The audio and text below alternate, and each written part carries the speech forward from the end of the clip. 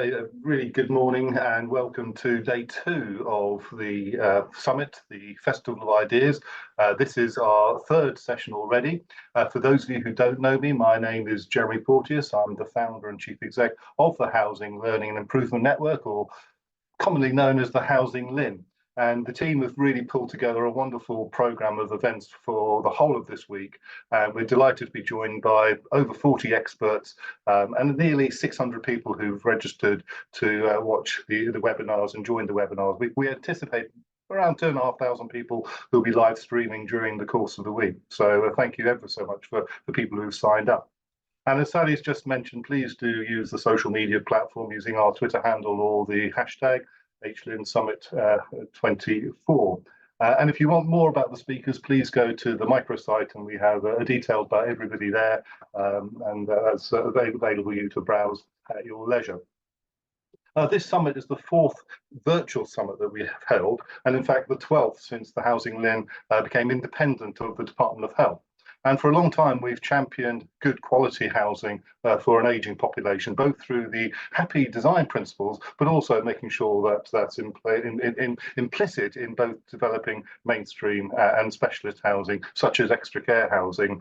And we want to continue that today and to inform and help that strategic thinking, planning and implementation. And you've got some great examples today with this session chaired by PRP architects. And in fact, our whole event would not be possible without the support of all our sponsors, and a big thanks to both our headline sponsors and our associate sponsors, and including PRP for their support. Now turning to this session, I'm going to just pass over shortly to Clare Cameron, the director at PRP. But just to say, PRP have been a long-term supporter of the LIN, and personally can I thank you and the team for being one of the founding sponsors of the LIN to enable our networking activities to flourish. So Clare, personally again, thanks to you and the team. Let me hand over to you to run through the programme and then introduce the speakers. Thank you very much, Jeremy. I think you need to unshare so that I can share, please.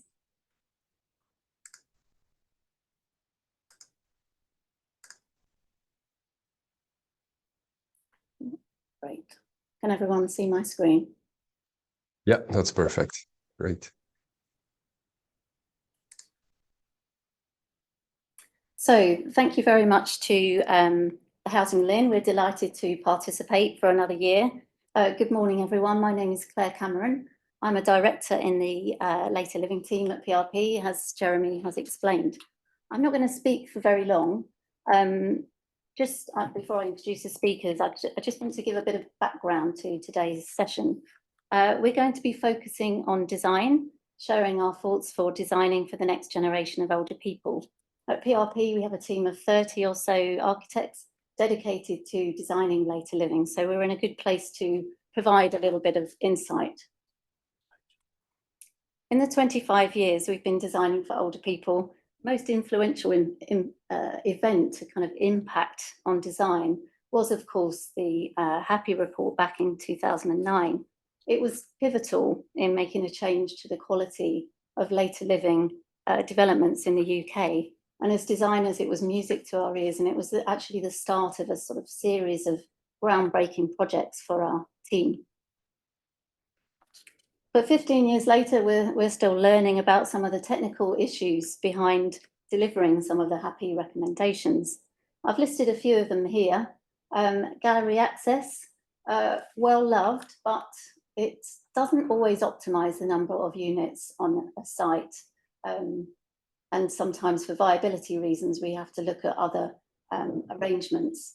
Fire escape and smoke control still need careful resolution, particularly with regards to the balustrade design and smoke control. You can't always store scooters on them. They're not dementia friendly if you're worried about climbing and falling. They're no less expensive than corridors, apparently, depending on which QS you speak to. But nonetheless, well loved by everyone that we've designed them for. Open plan is fantastic for visual accessibility and barrier-free living, but it does conflict with some of the fire regulations, Part B. And sliding pocket doors are a great way to get that kind of flexible flow of space, but they are expensive and contractors don't like them, so there's a discussion had there.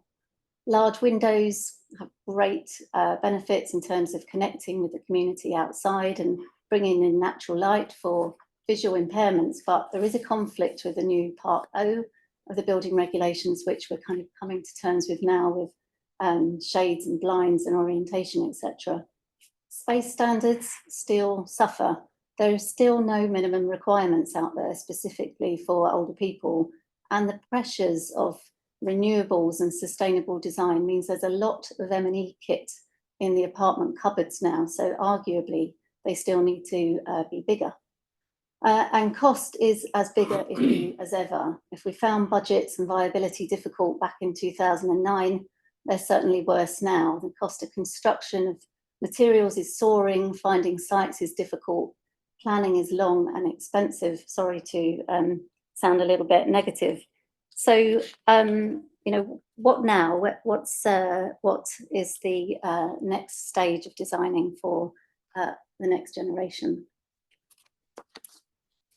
We believe at PRP that the next generation should be about, the next generation of design should be looking beyond the bricks and mortar, to look more closely at how buildings, location, the choice of spaces can enable people to live purposeful lives. We know that a sense of purpose for older residents can promote happiness, a sense of well-being, assist in alleviating loneliness, help with sleep, and help residents stay healthier for longer. So how do we design that? Is it about including spaces where residents can engage in activities that they've always enjoyed, a range of stimulating environments to help combat social isolation?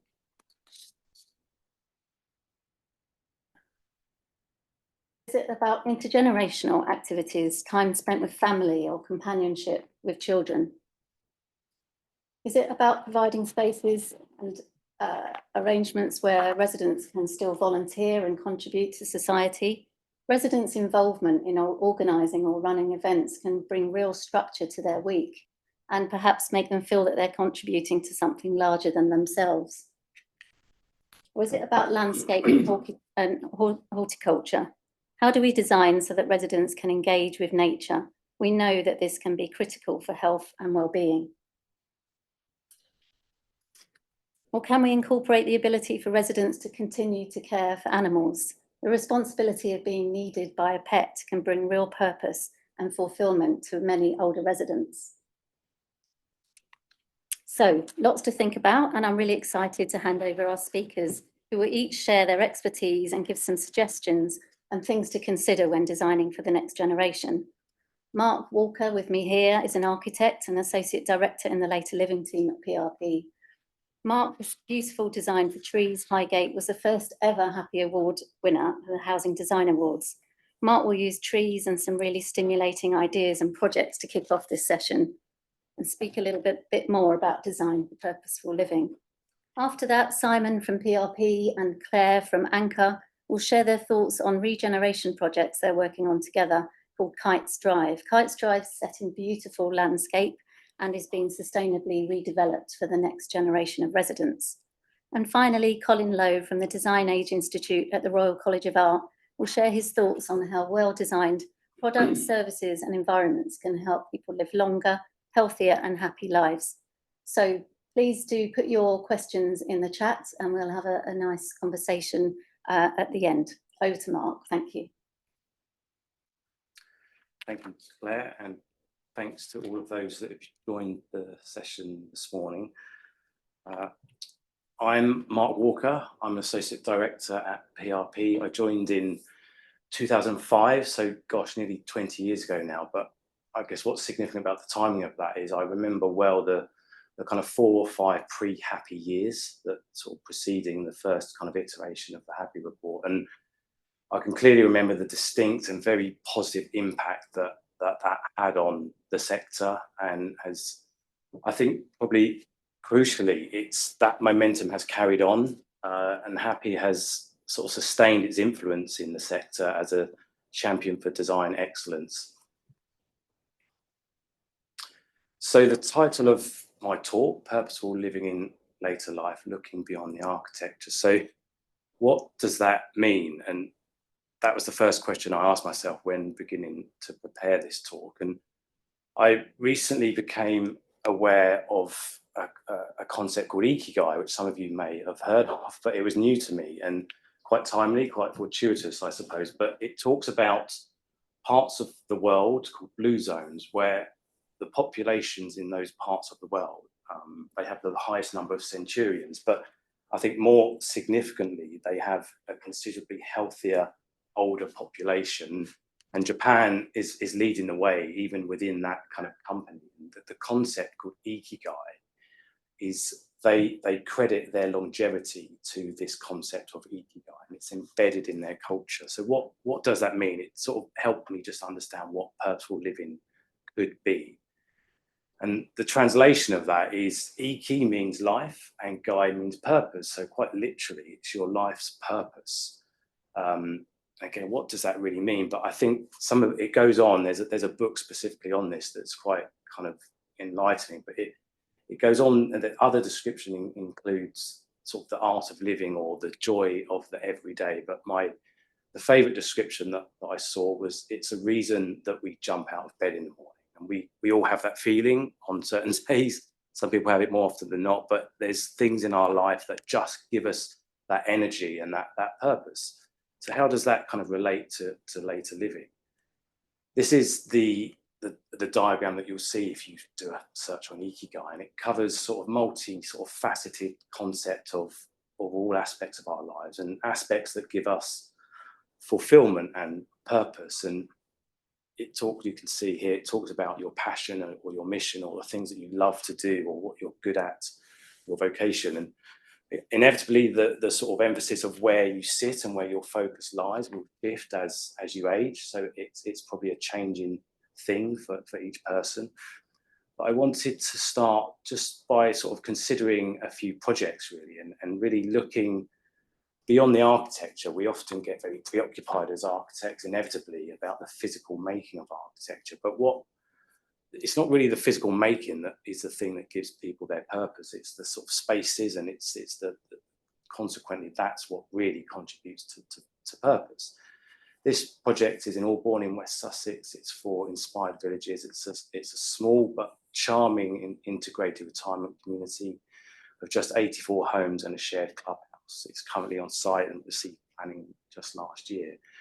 But the reason I wanted to include this, I'll share with you shortly. But Inspired Villages do something exceptionally well. Almost all IRCs include a village green. That's fairly typical.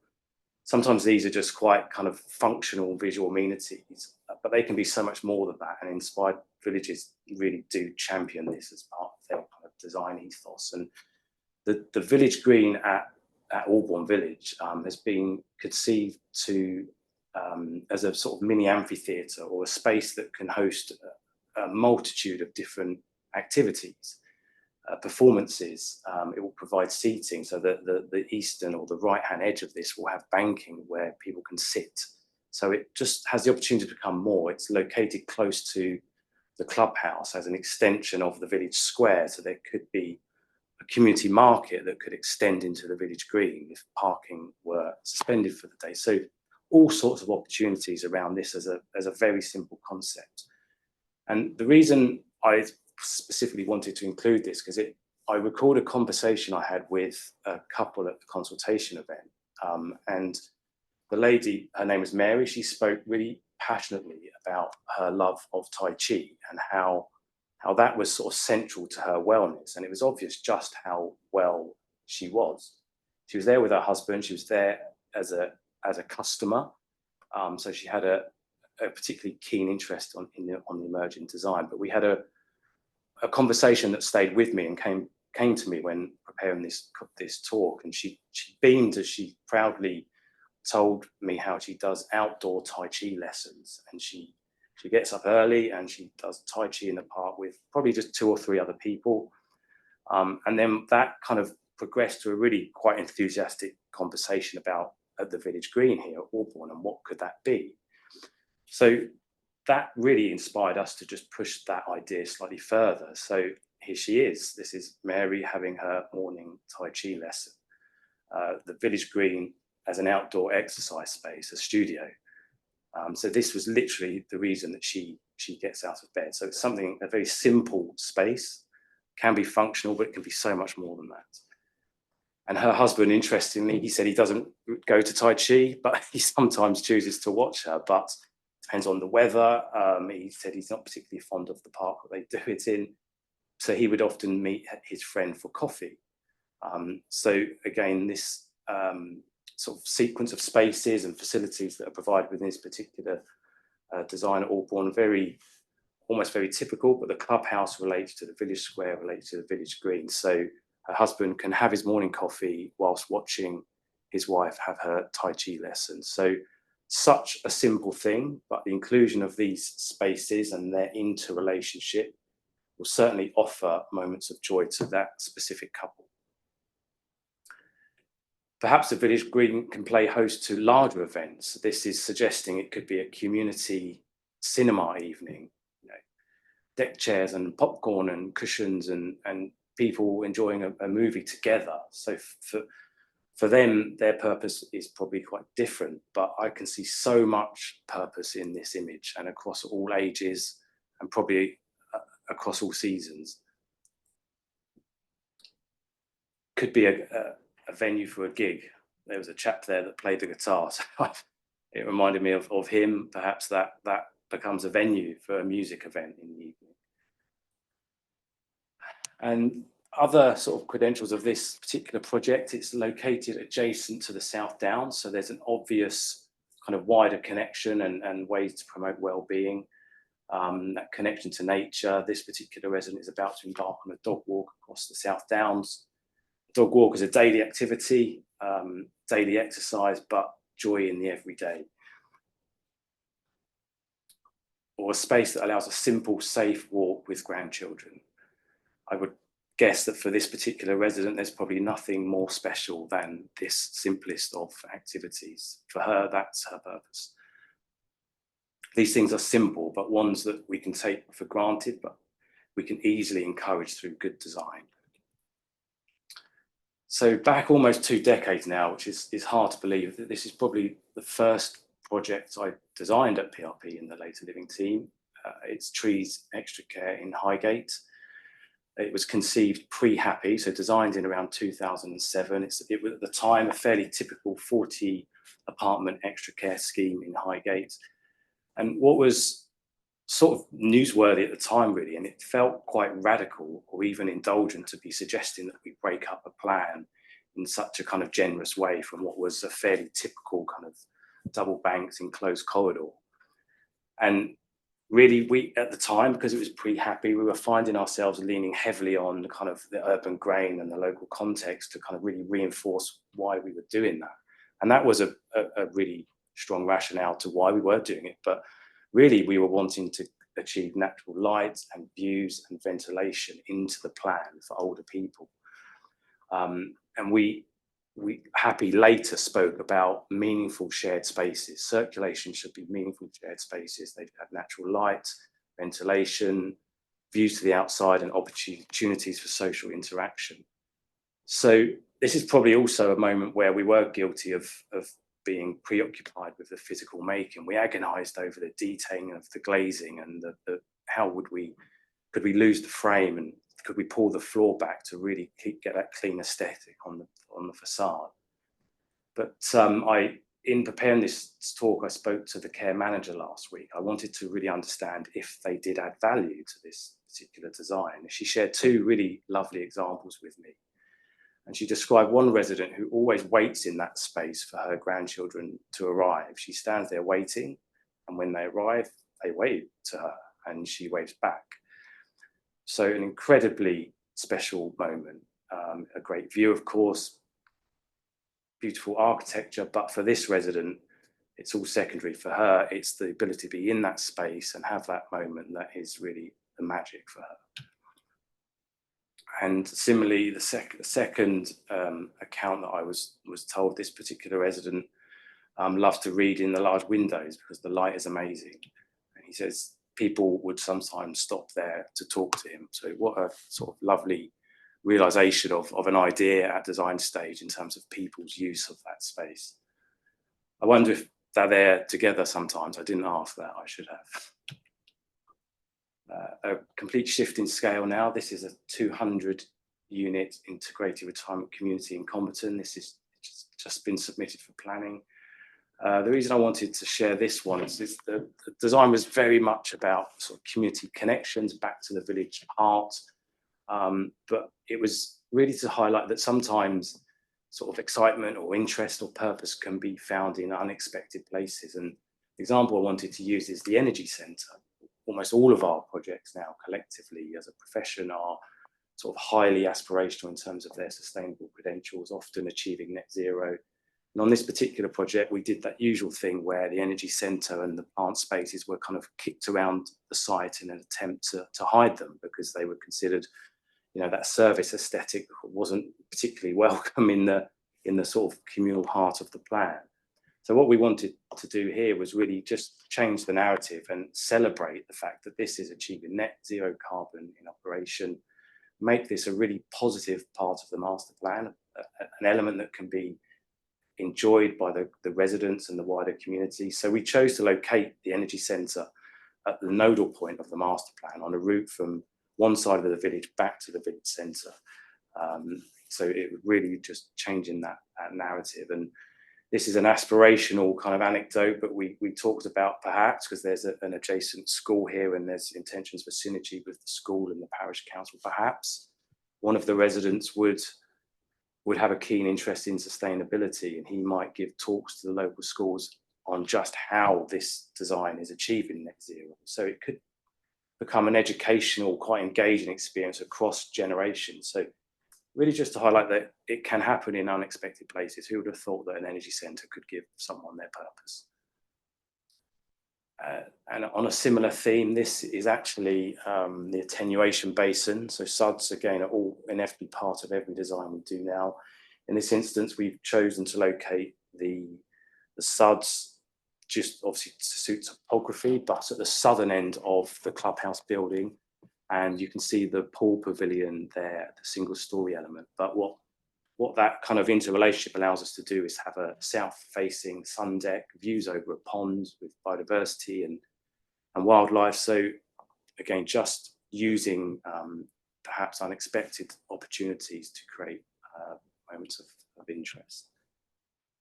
And finally, this is a recently completed, a much celebrated design that we did for the Joseph Rowntree Trust. It's a continuing care retirement village. This actually, interestingly, delivers on many of the kind of aspirations we were talking about on the Allbourn scheme. Central to the design here was to create very strong community connections through the sites, encourage sharing of the spaces between buildings and encourage intergenerational activity. And this was a day I visited last year, and it was completely sort of spontaneous in a way. So there's two sort of quite simple, almost unremarkable photos here, but the pleasure these three ladies took in just quietly observing the children playing football or people walking by was really clear to see.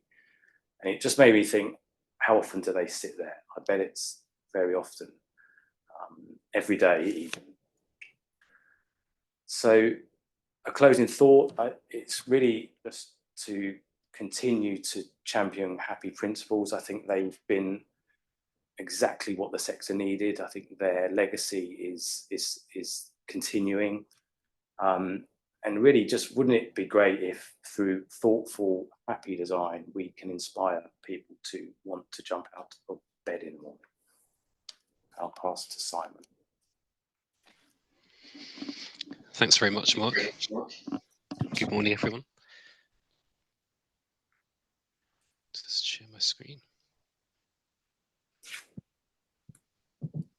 So we're going to talk about Kite Strive. I'm Simon Atkins. I'm a director at PRP. I joined the Later Living Group in 2016. We've been working with Anchor on a number of projects. This is Kite Strive in Watford. It's currently in planning. But just before we jump into that, to touch on the sort of commonality of the aspiration, a lot of our projects at the moment, which is it's not just housing for older people, but it's much more inclusive, it's much more connected. There's a focus not only on the physical health, but also on the mental health and well-being, as Mark's just touched upon. So we've got a number of quick slides just to show some of those projects that we've been working on and the kind of link between those. This is West Byfleet. It's a scheme for 200 retirement apartments, a library, shops, wellbeing suite located in the town centre, forming a new public square. It's currently under construction. The ground floor of this retirement community sits within and touches that public square. So it's got this amazing opportunity. There's a lot of drivers that are really changing the way we build and where we build. A lot of those are driven by planning policy, and particularly the housing need, very special circumstances, and enabling building in the green belt is changing where we're building and why we're building. Relocation, in terms of considering the diversity of the site typology, which has largely been more remote rural fringes, but now more commonly is connected to existing communities or town centres to connect to those existing infrastructures and communities that sort of build upon. This is a kind of typical retirement village, as you've just seen from some of Mark's views, which is connected to an existing community. So we're building on that aspiration to provide a healthy, active community, avoiding the isolation and loneliness, and fostering inclusion and promoting a sense of community, but also looking at to provide a specific sense of place and encouraging ownership and well-being. So within the community that we're creating, we create smaller micro communities, if you like, the smaller senses of places where people can meet, as Mark's just been highlighting. This is a scheme for 154 retirement properties, but it also includes 10 self-built plots and 24 affordable apartments, and there's a possibility it will include other uses as well as the scheme evolves. But more commonly, the older people's housing is including here's the different uses and making that community slightly wider, slightly more engaged than it was previously. As Mark touched upon, this is New Lodge, which is recently completed in 2001. It provides lots of wonderful opportunities for the intergenerational social connections for the development. They've also got links to the wider community. So on to Kites Lodge. This is Kites Drive, the estate. This is a view of the central open space, which I'll come back to in a second. But the residents that we engage with on the site refer to this living in this site as their lottery win. It's an amazing space with so much character, community and serenity. However, the housing stock is dated and it's unsuitable for some of the residents, and the protected open space, which is the central part of the site, is not accessible by wheelchairs users or those with limited mobility. So the existing housing was built as a general needs specialist housing constructed for veterans and their families in around 1948. So the site's being redeveloped for the existing residents to be retained on site and to provide further social rented, broader family housing and retirement housing to M43 standards. So really the drivers for development or redevelopment of Kites Drive have been replacing the structurally and thermally deficient bungalows which are not fit for purpose, and fostering intergenerational communities via much needed accessible, affordable and sustainable homes for families and older people, and also preserving the Grade 2 listed Kites House, which is this building just in here. And also improving the accessibility and biodiversity of the existing landscape across the site. So this is the existing site as it stands at the moment. The existing listed building is retained and some of the outbuildings as well. So this is the sort of heritage part of the site where the older buildings exist. And then we have all of the modern 1948 bungalows, which are, there's about 41 of those scattered around the edges, and then a couple of other individual detached buildings. So the scheme currently provides 55 dwellings. Most of those are bungalows. There's 12 flats within Kites House, and there's 2 detached houses. The proposed scheme provides 146 dwellings, which is 43 re-provided accessible dwellings, which are bungalows and cottages, 12 refurbished apartments in the listed building, 71 apartments in an assisted living building, and 20 general needs houses. So our first stages of the project will look to preserve and also celebrate the public open space and the listed buildings and the trees and all the other constraints around the site.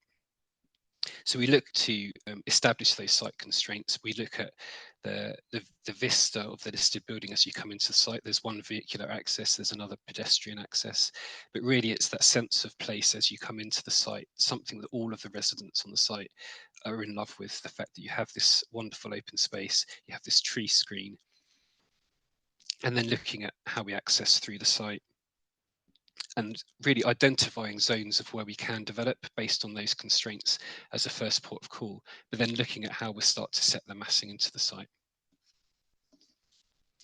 So this is an overview of the proposed. So we've got these character gateways that we identified. The first one is the arrival gateway as you come into the site.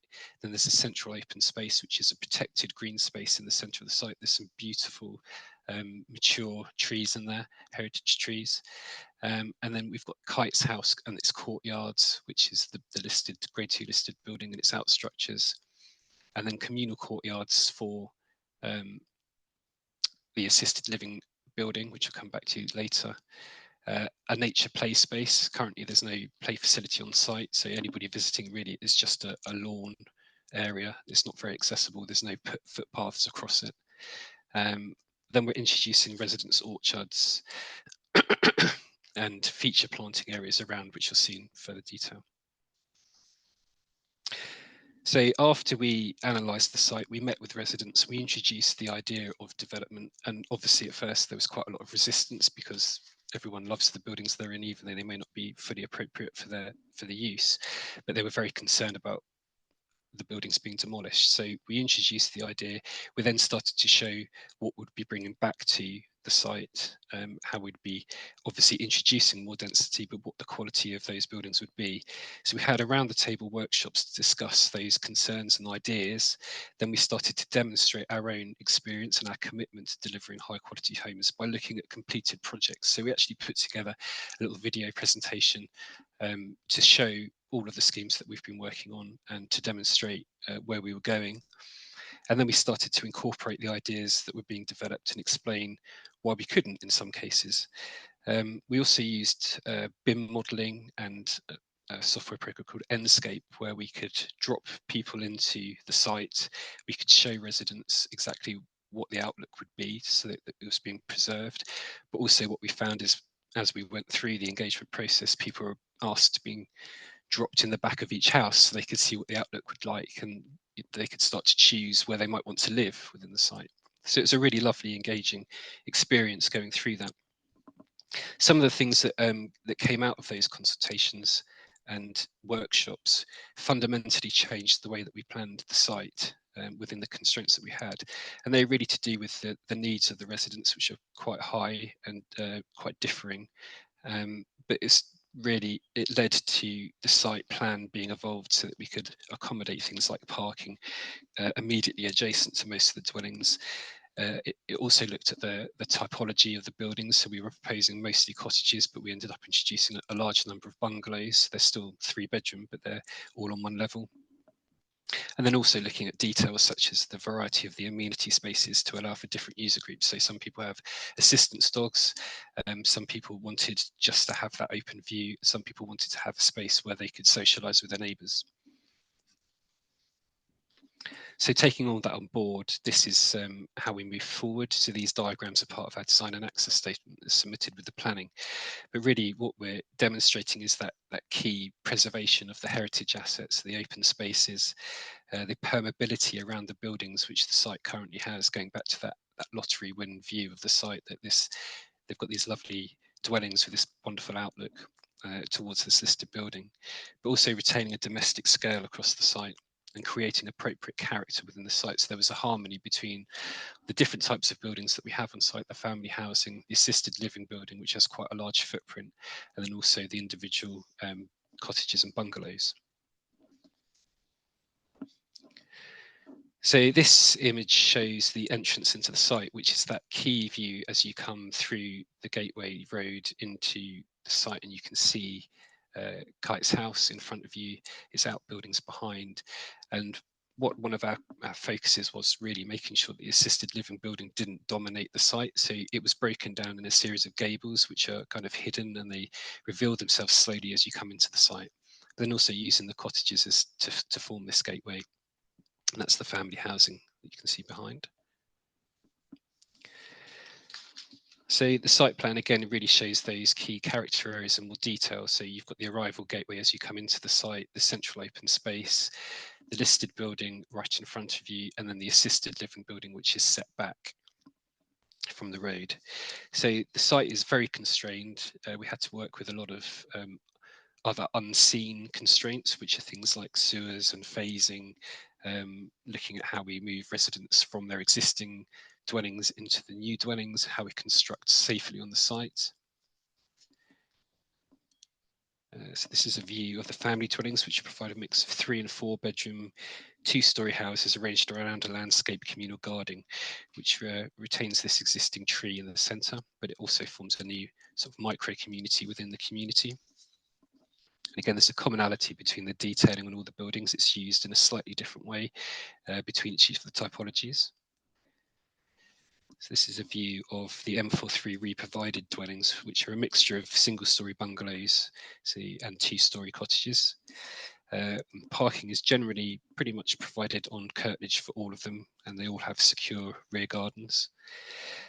The submitted plans were discussed with residents at the workshops, and the amendments were incorporated to allow for as much flexibility as possible. Each of the existing residents has quite specific needs, so where we could, we kind of took as many of the comments on board. So things like storage, for example, was a really key issue for storage of medical supplies, where that storage was based within the house. Those were included as a kind of concept. Also, the idea to allow for flexibility. So some people preferred an open plan, some people would prefer a separated kitchen. So the plan allows for that as well. And this shows the assisted living apartments, the 1 bedrooms and the 2 bedrooms. They're a lovely, really wide frontage, which provides lots of space and light. One of the things that came out of the workshops with residents where initially they were against the proposed form of the assisted living building, but actually as they started to see what it offers, not just only really great apartments, but also some communal facilities, they started to see the benefits for themselves and actually started moving away from the idea of moving into a bungalow or a cottage, but actually wanting to live in an apartment, which is really lovely to see. And just in this final view, this is a view of the assisted living building, which is at the rear of the site, where you can see the gable forms, the 3-storey elements, and then we've got a single-storey link, which provides the communal areas, but also links the wings. And these are gallery accessed in part, so there's a communal courtyard in the centre, and there's a 2-storey element to the back, so the south-facing part is single-storey, and it fronts onto that public open space. That's pretty much it. Over to Claire. Thank you, Simon. I'll just share my screen.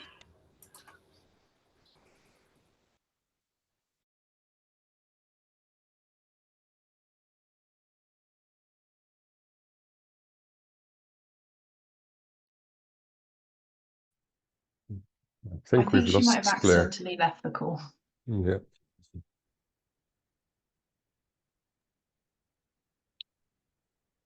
Would it be useful if I presented next to give? Yeah, I was gonna say, is that okay if we move to Callum and wait for Claire to join us back? Yes, of course, Jerome. Yeah, do. Okay, Claire will be speaking about Kites Drive, that's the only thing, but if we can all just hold in our heads what Simon's been showing us, I'm sure we'll all be able to pick it back up again with Claire when she returns. Yeah, Colin, do you want to go ahead? Will do, yeah. Thank you, Callum.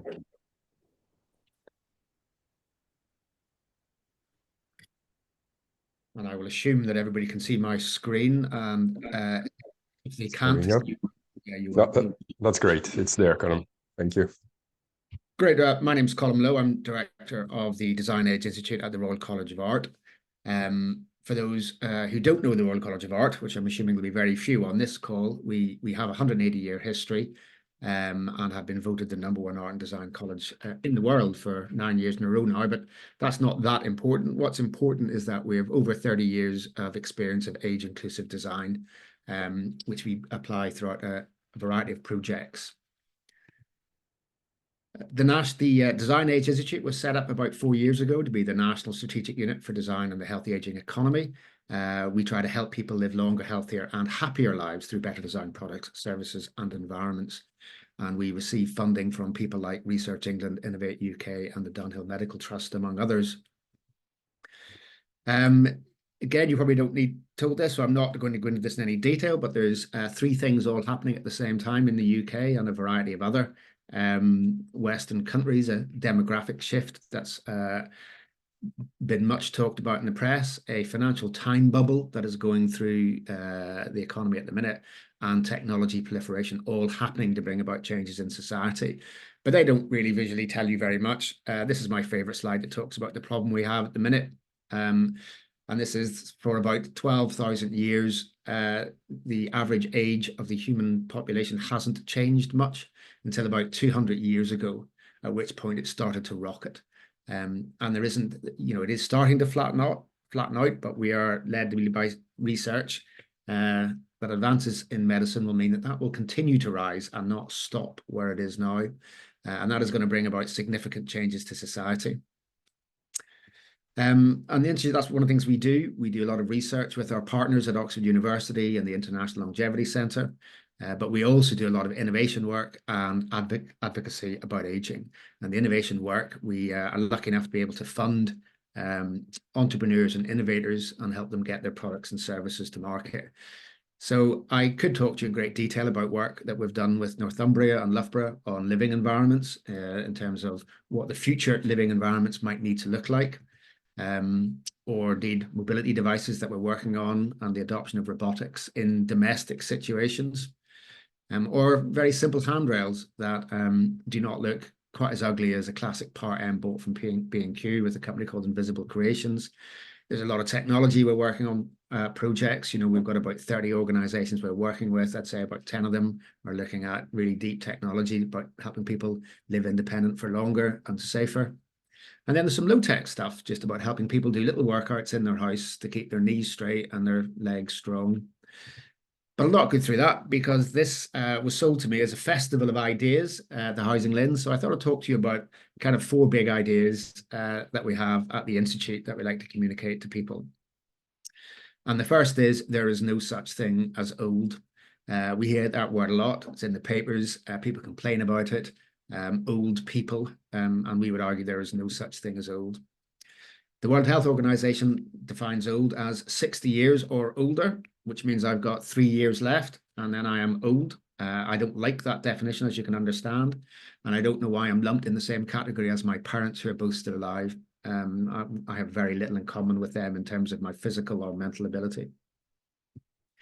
Interestingly, the World Economic Forum defined it as 15 years left to live. I don't know how they calculate that in terms of me, but at least that puts me up to 72 before I get old. Quick bit of maths, which is slightly better than 60, but still doesn't feel like it's anything particularly scientific, saying 15 more years to live. And Maria Branius Morera was therefore not old until she was 101. Good for her, but I'm not entirely sure that is a useful definition. The one we tend to use more than anything is just simply 15 years older than you are now. And that's kind of what people do. You look at somebody and say, right, well, you're 15 years older than me, so you're old. Or you're 15 years younger than me, and therefore you are young. So, my daughter is young to me, but I am old to her. And my parents are very old to her. And no doubt my grandparents will be very young to me and very, very young to my parents. Again, not very helpful scientifically. So it kind of says that there is no such thing as old. Designing and building things for old people is likely to fail. And you need to think about things in more depth than to say we're designing for the old or the elderly. Idea number 2, healthy aging is a design challenge. I'd imagine there's a lot of architects on this call, and this is not news to you. But we look at what do we mean by a design challenge, and there are several key indicators for a good and happy later life, and they include health, financial security, and social connections. And there's a lot of research to back up these 3 or 4 things. And so we developed a framework to help us work with our partners to understand what we meant by a good later life. And so, yes, we have a cloverleaf that talks about the physical and the mental health and well-being of people as they age, and the social aspect, which we've heard a lot about already today, talking about how you can create environments that encourage social interaction and social engagement and inclusive environments. And then the economic, having financial resilience as you age is hugely important. And this is what we apply to most of our thinking in terms of our framework for exploring transitions that you go through as one goes through life. Because this is very well known, I don't think anybody argues with this, that as one ages, we decline from a peak physical ability. But the issue is, and you know, through the whole, this idea of that you can have a positive mental attitude to aging, and you're going to have a good diet and good exercise, and therefore you will not age, isn't true. In the entire history of the human population, nobody has not died yet through old age. In fact, every plant or organism on this planet has an aging gene in it somewhere, apart from one species of jellyfish, but more about that maybe in a different talk. The important thing is to stay above a line of transition for as long as possible in your life. And that transition is the thing that makes you go from able to unable. And therefore, whatever you can do to improve your physical, mental, social, and financial situation to keep above that line is hugely important. And then when you get below it, then we end up designing products and services and environments that help people who have an inability of some description remain independent and living with dignity for longer. And this is what we want to do. This is what we really would like the line to look like, where we stay physically able for as long as possible, and then probably quite a speedy decline towards the end. And as they say, die with your boots on if you can manage it, but living independently with a quality of life. However, progressively, we're seeing lines like this actually take part in society at the minute, where people through lifestyle conditions maybe decline rather quicker than they should do, and spend a large period of their life towards the end living below the line of transition, needing support and help of all sorts of descriptions. And that gap between the two of them is what we call the happiness gap. And that's the choice that you can make to do something, and in terms of what you physically do and what the government and architects and designers do to create environments that help you stay above that line for as long as possible. So that's why we say that aging, healthy aging, and well-being is a design challenge, not necessarily about genetics. Idea 3 is something coined a while ago called Design for Your Future Self. This was coined by the founder of the Helen Hamlin Centre at the Royal College of Art, Roger Coleman, who also coined inclusive design, wrote the definition, and helped write the British Standard on it 30 or 40 years ago.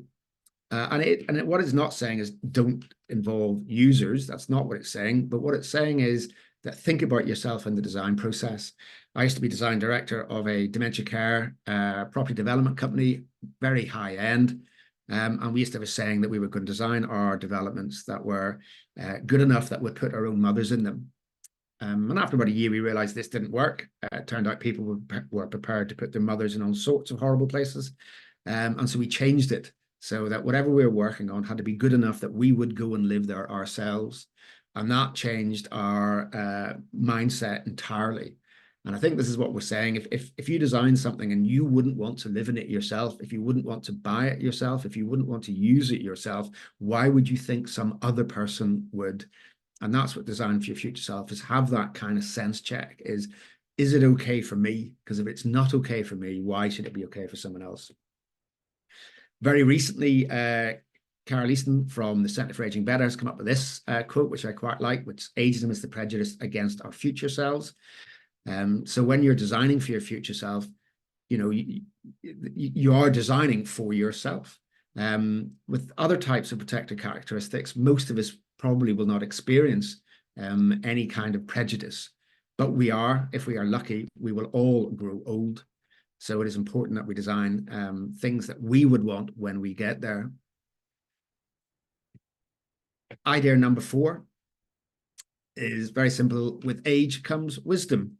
This was quite a big statement when I made it initially, and I'll take you through what I mean by it. This is the classic definition of aging, one that is only includes decline from the organism's peak, towards death. That is what people describe. It's in the press. It's all about decline. It's all negative. But, and this was represented in our own little chart. This does happen. There's no getting away from it. But something else happens as you age. We have this thing that I unwisely referred to as wisdom when I first put this chart up, and I got a huge amount of pushback from my own researchers in the Design Age Institute about, you can't say that, there's no evidence, there's no proof, what does that mean? Older people are not wiser than younger people, etc., etc. So I had to go and do my own work to try to understand what this was, try to find some research, try to find something that would suggest that this thing, what is it? What is this wisdom thing? And again, there isn't a academically accepted definition of wisdom just yet. It's getting closer, but it's still not quite there. So I went to the good old dictionary to find a definition. And there is something about that you see through all the research, this idea of experience and knowledge resulting in good judgment. It is a kind of universal acceptance of what wisdom or being wiser might be, but it still doesn't tell you what it is or how you get it. So, but if we look at the psychology of action, it does help us understand that, this idea that, human beings don't do anything unless there's a need for it. You don't randomly answer your front door unless the doorbell is gone or the door has been knocked. We need a trigger event to get our hair cut, buy a new suit, go on holiday, change job. There's always a trigger event somewhere, and it can be physical. My jeans have got a hole in them. I need a new pair of jeans. Or it could be emotional. I've seen a lot of skinny jeans with just the right size turn up on television, and suddenly I feel that my current jeans are inadequate, and I must go out and buy a new pair of jeans. But then we don't just buy a new pair of jeans. We seek information that might solve our trigger event. We evaluate the options and decide what we should do. And one of those options is always do nothing. We then decide to act or do nothing. We take an event and we then have an experience. And that is, we buy the thing, we consume the product or service, we move house, we invite somebody around for tea, whatever it might be. And that is usually where people stop in the psychology of action. But there is one important last step, and is that reflection. In other words, if you answer your front door at 2 o'clock on a Sunday and some particular church is selling you their brand of God, and that happens every single Sunday of life, it is not long before at 2 o'clock on a Sunday, you do not answer the front door. So you learn from your actions and going through this process. And that is the simplest and best definition of how one acquires wisdom, is you go through a process and you reflect. That is not to say that everybody acquires wisdom. But this gives people the opportunity. At the Institute, we've taken a black box approach to wisdom, because knowledge and experience is only the input. Not everybody, in the words of Oscar Wilde, with age comes wisdom, but sometimes age comes alone. And I think that is true. Age is no guarantee of anything, but it gives you the opportunity. So age gives you the input. If you've done something for 40 years, you have a lot of input. Researchers in America who are looking at this, guy called Dr. Dilip Jest, have looked at wisdom, spent 30 years studying it, and produced, I think he said, 700 academic papers. I believe that's about right. And they have distilled the behaviors of a wiser person down into 7 categories against which they can measure how wise they believe you are. I don't know whether I agree with them, but it's a good starting point. And so you can witness wisdom in people if you search for these 7 characteristics. And of course, the black box that turns knowledge into behaviors is the human being. We are the filter in this situation. And some of the things we have are fluid and some are fixed. Basic intelligence is meant to be fixed, but personality, some aspects of personality and the way we receive information can change through our life course. And so this is our wisdom model, which is all very great, but why is that important? Well, it's important if you think about those behaviors and you think about how you were designing and selling products and services to older adults and older populations. And so we've come up with this idea of the wise consumer, based on San Diego Wisdom Scale at this minute. So if somebody is very, very self-reflective, does that give them healthy cynicism? You know, when how many times do you have to be told, drink coffee, don't drink coffee, one glass of wine is good for you, all alcohol is bad for you, use this cream and your wrinkles will go away, put this other cream on and you'll have a better sex life.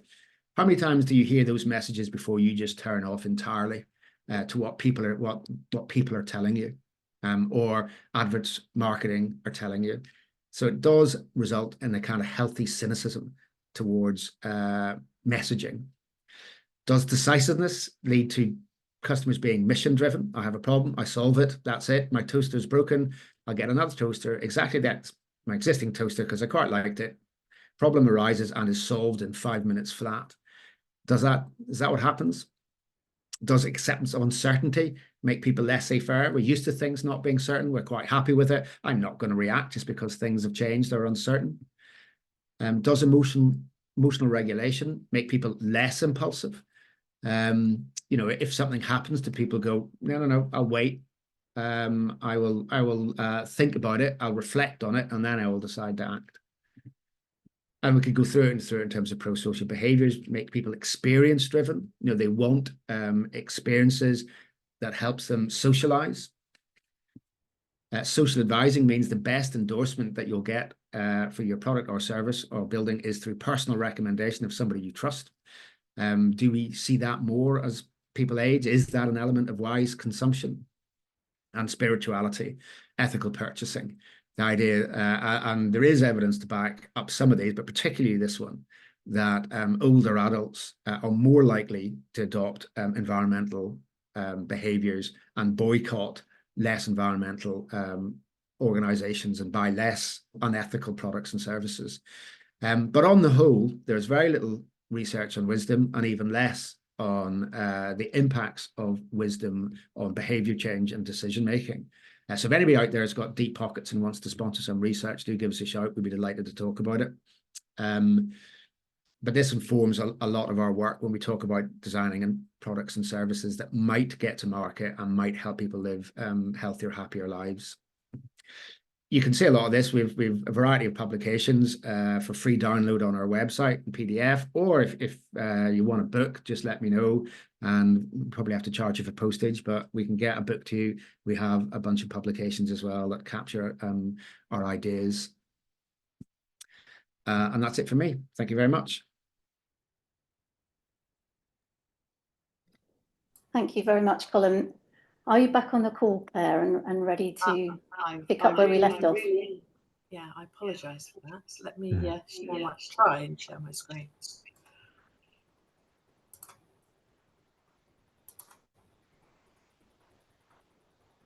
That's it. Thank you.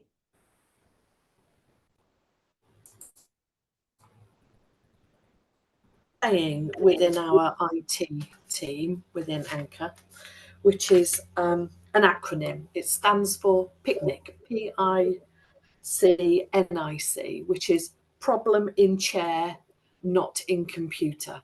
And I think I was a great example of that 2 minutes ago. I could blame my laptop, I could blame everything else, but actually I think I just pressed the wrong button. So if anybody in IT refers to it as a picnic, you know it's derogatory. Anyway, it's a pleasure to be here. Thank you very much for having me. My name is Clare Anderson. I'm the Director of Regen and Partnership within Anchor. Thank you to Simon, who I appreciate now. Callum then very carefully and considerately stood in for me. But thank you to Simon and to PRP for their presentations. And I have to say, the not inconsiderable time he and colleagues have and continue to spend on our development at Kites Drive in Watford. So what I'm going to do is give you a little bit more context about Kites Drive from Anchor's perspective, a little bit about how the scheme came about in the first place and some of the challenges that we face as we move through the planning phase and hopefully into the implementation phase. I'll also touch on the engagement and the consultation with our residents and other stakeholders, but many of whom, in terms of our residents, as Simon indicated, have very complex and multiplus needs. Sorry, Claire. Sorry to interrupt you. Could you go in full screen with your presentations and your slides? Sorry, I thought it was. No, sorry. There we go. Super, thank you. Okay. So a little bit about the context. This just sets the scene really about the estate and how Anchor has come to own it in the first place, and how we've decided to regenerate it. So I'm going to sort of just major on a little bit about why now, and why this estate, and how this has come about through a series of portfolio reviews and the system of portfolio reviews within Anchor. So no need to read everything on the slide there, and we'll go on to a little bit about the site. Now, Simon's already shown you aerial views of this, so I don't need to go into too much detail. Suffice to say, on this slide, it does show very helpfully that the site actually sits across two local authority areas. So we've got Three Rivers and we've got Watford.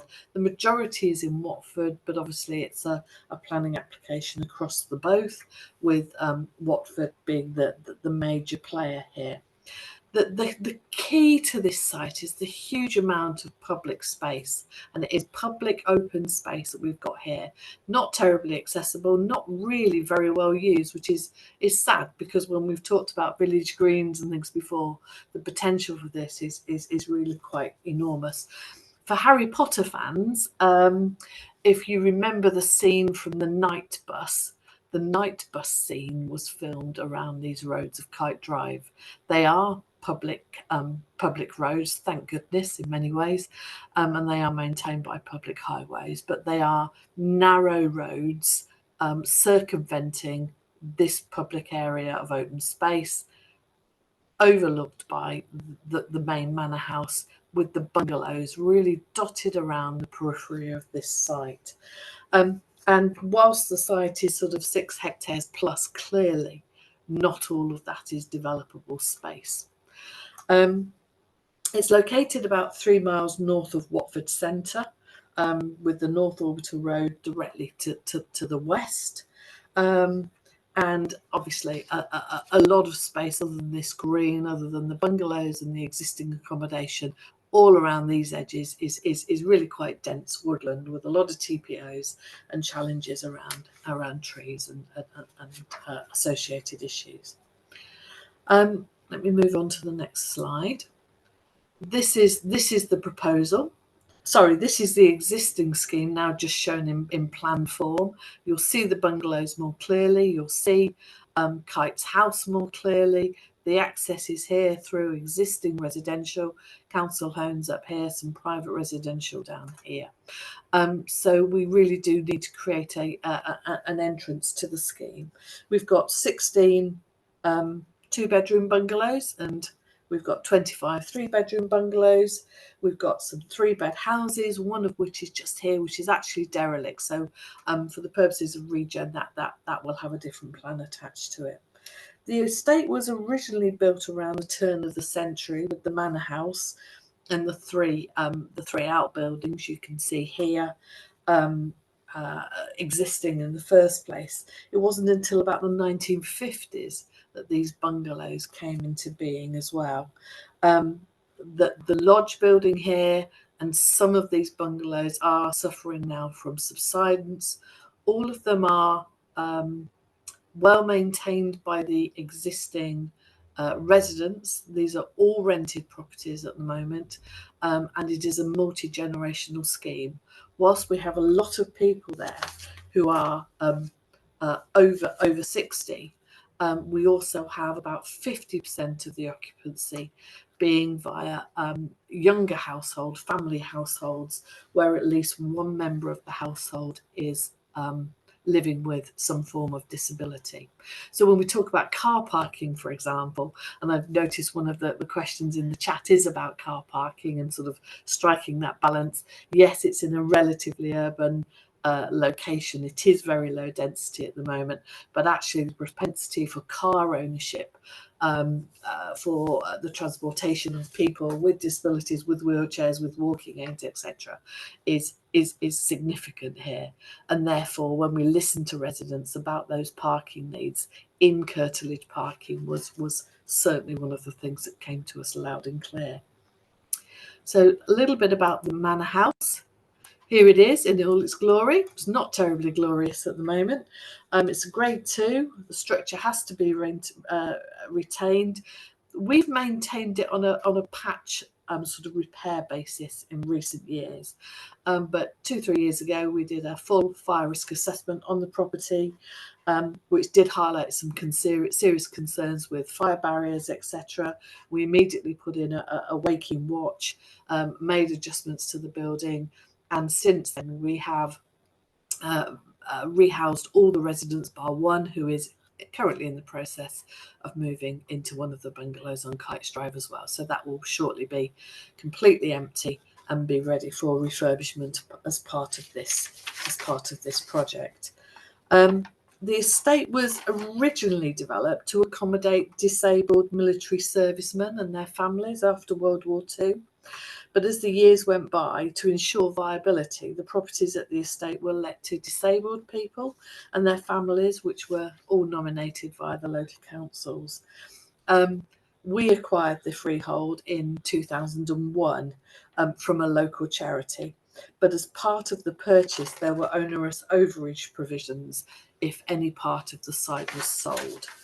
Those overage provisions fell away in 2022, which is why one of the reasons why we're now able to look at this site for regeneration purposes. These are some of the 41 bungalows. You can see everywhere you look, there's vast amounts of open space. This isn't even the central area.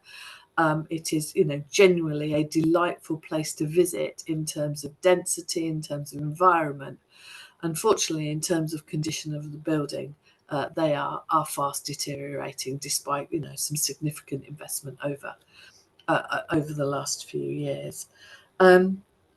All the properties at Kites Drive are non-age restricted, but as I say, 50% of them are occupied by, I'm not sure I dare refer to people as old, but certainly older people, over 60s in our definition at the moment. But we do have a significant number of people living with children who have significant disabilities. The two local councils hold 100% nomination rights.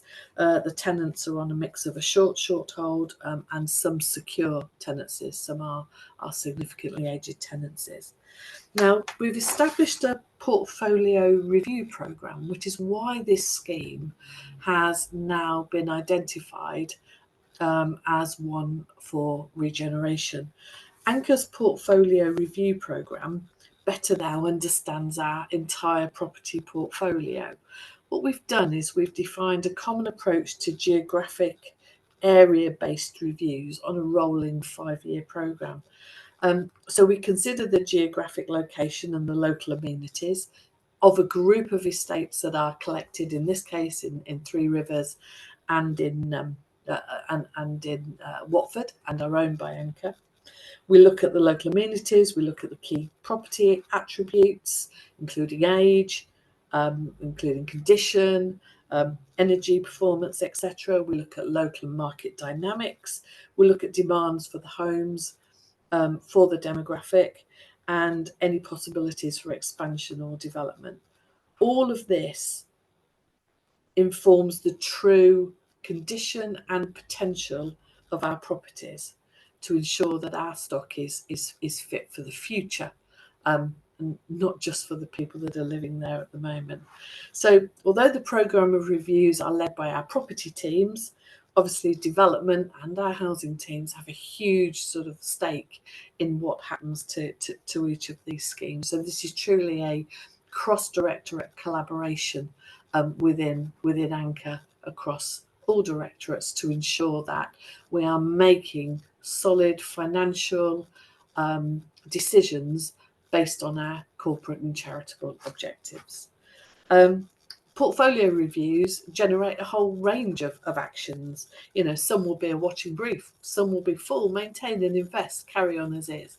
But in the case of Kites, obviously there is a development potential there, but that coupled with the condition of these buildings, not just Kites house, which obviously has some significant defects, but the deteriorating condition despite the maintenance of many of the bungalows and some subsidence issues.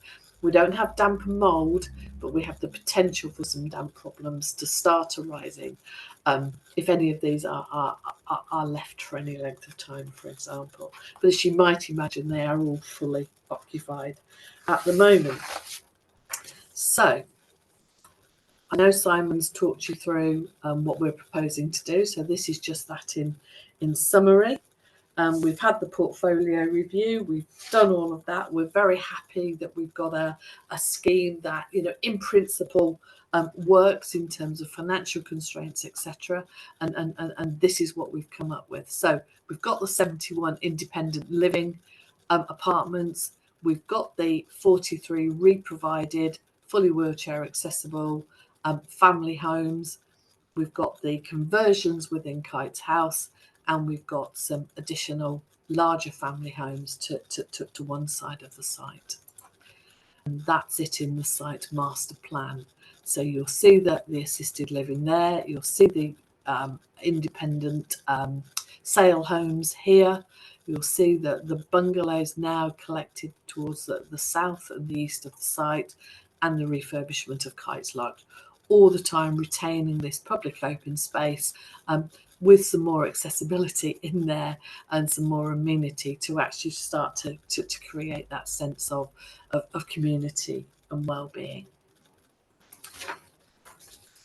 These are the independent living apartments, all generously sized, all wheelchair accessible, 71 apartments in total. All of these will be for social rent. Affordability is really key. So obviously the revenue charges here we need to be very careful of in terms of service charge. Maintaining a building of this size with this number of lifts, etc., is quite significant. So we are very careful to work with the local authorities to work on draft service charges to ensure that the maximum eligible service charge is supported by the local authority and those on either universal credit or housing benefit if they are above pensionable age.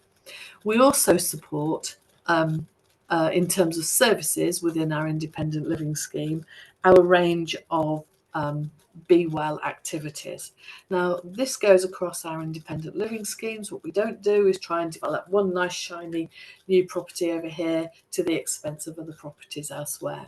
So this aligns with our sort of target operating model within Anchor. We centre our activities around Be Active, Be Digital, Be Skilled, Be Connected. Be Active is our wellness and movement programme. Be Digital is helping our residents get online, loan of equipment, etc. Be Skilled is our online training portal for customers offering a range of courses. Be Connected is our campaign around combating loneliness and isolation, virtual coffee mornings, book clubs, our virtual together choir, pen pal schemes, volunteering, chatty benches, etc. And then topping all of that is our Be Wise service, which is our confidential advice service, ensuring residents claim the benefits that they're entitled to and get the best deals on their energy bills as well. So all of that will sit within our independent living scheme. Simon's talked a little bit about the bungalows and cottages. The bungalows are the larger properties with 3 bedrooms on the ground floor. The cottages are 2-storey, and this is an interesting concept and one we work with residents and with PRP to provide some more flexible accommodation. Even on a site of 6 hectares, we are limited by the developable space on here. Whilst we'd love to afford the space and the finances to provide bungalows across the piece. That just is not possible within the confines of the scheme.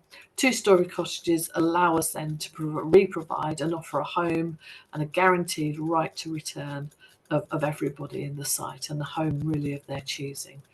This design with the cottage has the ability to create a through floor lift, and there is always at least one bedroom on the ground floor. So they are still wheelchair accessible all the way through, but there is a different design and different flexibility afforded with providing a mixture of bungalows and cottages.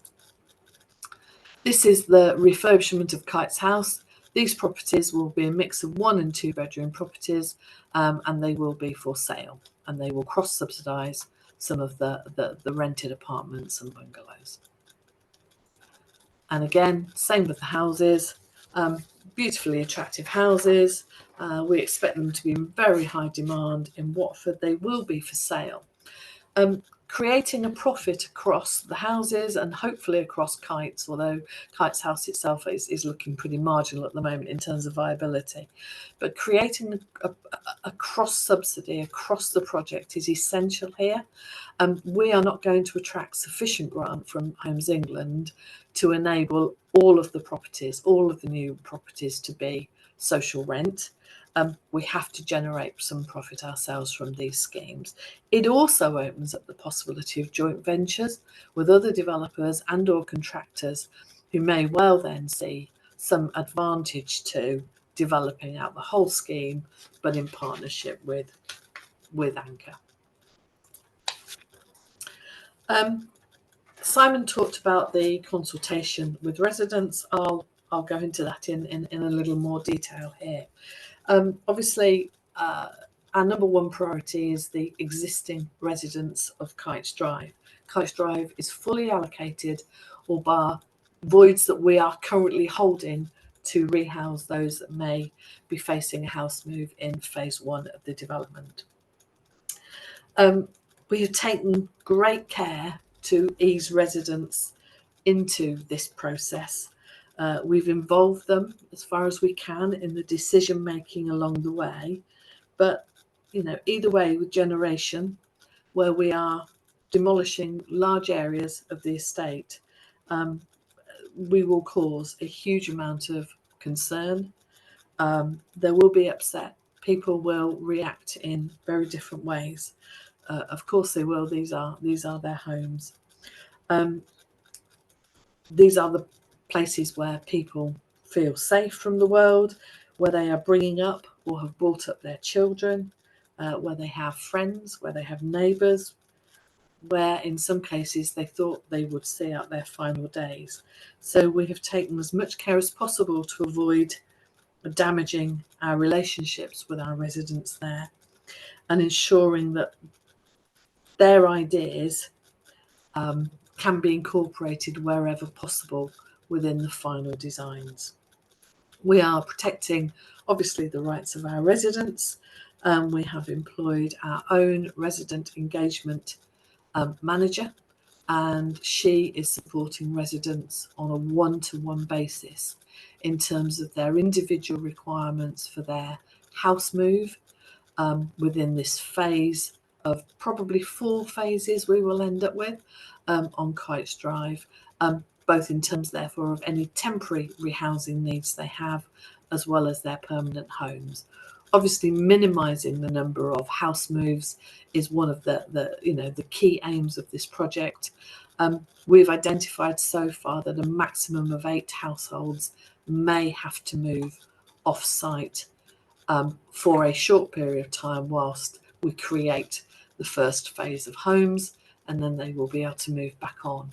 From there on in, if people have to move, they will move hopefully once into their new home, and always on site rather than having to move off site.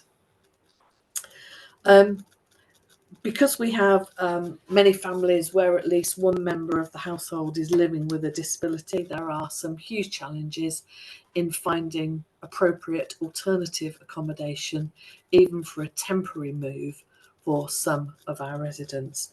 And we are holding voids. We are offering access to anchor stock across the country.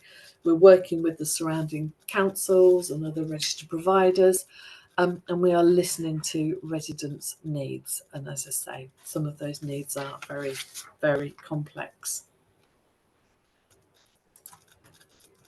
And really just a little bit more about the challenges. You know, I've mentioned the impact on our residents.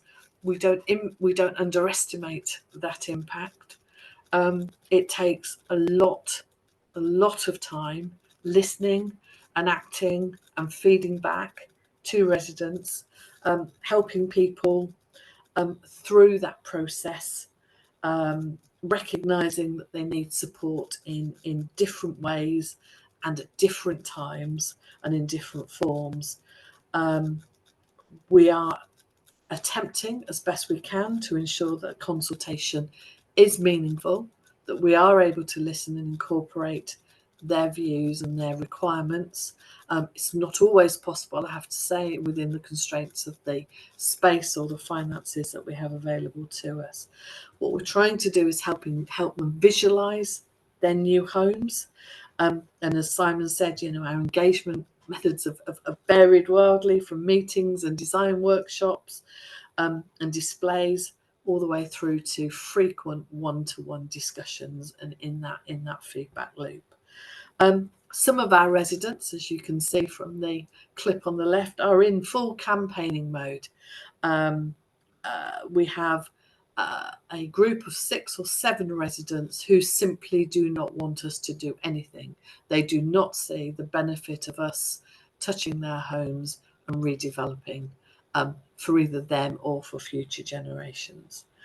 There are some simply with head in the sand who are not really engaging with us at all at the moment. And there are some who are now beginning to visualize what the future of kites might look like, accepting that their house is perhaps not really what it should be and doesn't meet their needs anymore, and are becoming really ambassadors and campaigners for the development. We've submitted the planning application, so we will work through that. We went through several pre-apps with Watford. The application is in. I don't expect it to be determined anytime just soon. I'll come on to the milestones in a moment. I think there is a sense that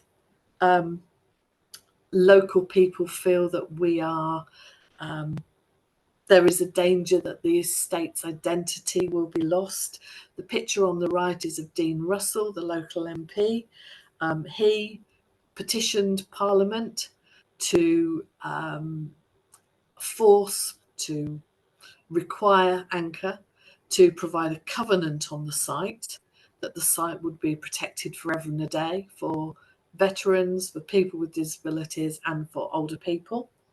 We have met him some of the way. We meet him all the time on site, but in terms of his wants, we are promising to provide 100% nominations to the councils, and with priorities against those under local lettings plan and sensitive lettings plan. So I hope we will have gone sufficiently far to appease Dean and to appease the residents of Kites Drive in our objectives. We could have sold the site. We undertook a number, as you might imagine, of options appraisals. One of those was selling the site, either by vacating it, not an option for Hanover as a charitable organisation with its objectives in providing services and accommodation for older people. But it could have happened either as a stock transfer or as a vacating of the site. We looked at maintaining and investing, but these properties are beyond significant investment, I'm afraid, now.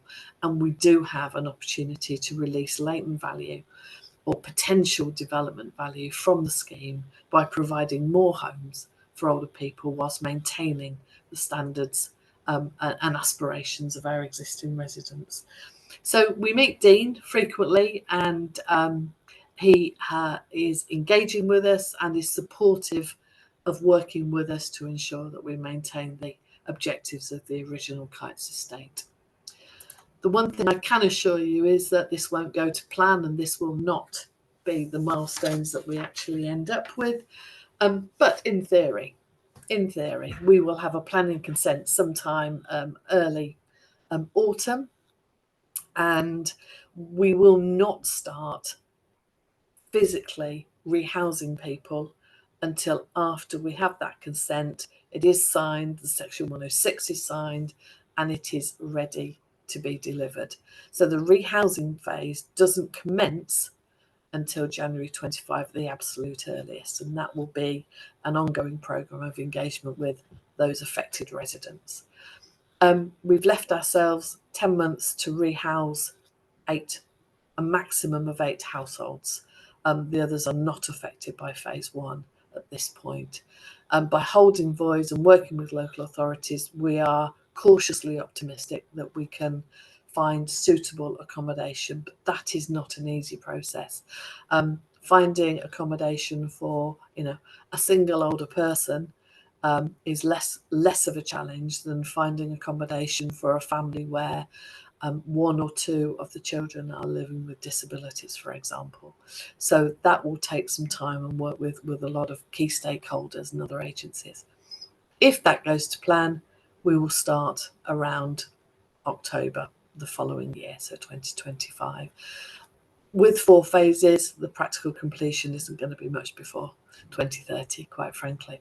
So they're the milestones that we're working to at the moment, but we've warned our board, and rightly so.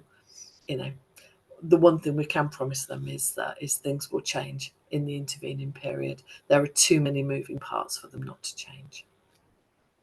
So that's me. Thank you very much, Claire, and to all the speakers. Feels very positive to hear people talking about wisdom and purpose, activity and wellness. And I love Ikigai, and I'm thinking that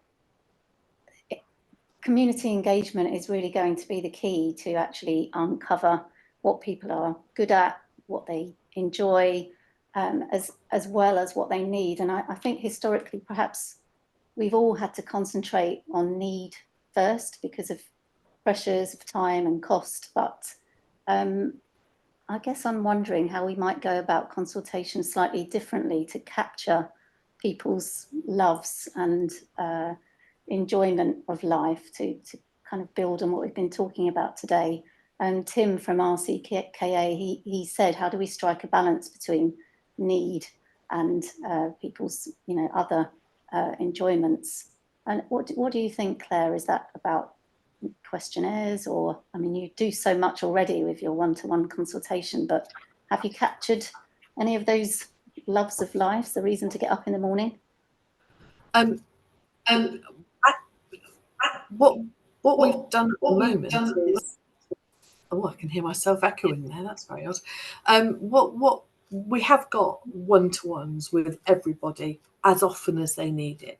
We've also got managing by walking about. We have visible people on site every day of the week, willing and able, and with knowledge to talk to and with our residents. In terms of the purposefulness and the getting up in the morning, that absolutely is being captured into the one-to-one meetings that we're having. We decided not to go for a broker at this point. I know in some of the larger regeneration projects that has been a possibility, and is great practice. And what we're trying to do at the moment is keeping that in-house. Obviously mindful of GDPR amongst everything else, but really, really carefully talking to and listening to our residents on that one-to-one basis on their terms. And quite frankly, whilst we do have 50% of residents of pensionable age, we do have a lot of families there with a lot of complex needs. So it's really working through those with each family to ensure that we get the temporary rehousing right, as well as the future design right as well. If we're honest, what we've identified is cliques at the moment, and bringing together, I think, a community in any sense of adversity is creating much more of a community than had we just decided to maintain and invest in this estate. So I think we've got a better community there than we've ever had, simply because they are coming together to talk about a common issue. within the estate. But this will be true intergenerational living. It's worked elsewhere on a number of our estates. Woodside Square in Muswell Hill works fantastically. Warrant House in Hackney works brilliantly, mixing those intergenerational and those communities and mutual support. So I think we shouldn't underestimate that.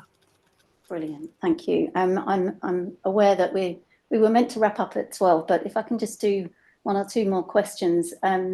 Somebody said right at the beginning, schemes look amazing. Is there a resistance from clients and developers about additional costs? Well, you know, from my own point of view, some of these lovely ideas don't actually need to cost anything at all. You know, the dog walking routes, the lovely lawns where people can come together. We all saw the view of New Lodge, where actually all we did was provide public realm at the centre of the development, but opened it up with really clear connections to the wider village of New Earswick, so that it's a permeable space and people come in and the intergenerational activity just happens by itself, and there's very little cost involved in that in terms of capital costs or ongoing costs. But Mark, have you got anything else to say about that?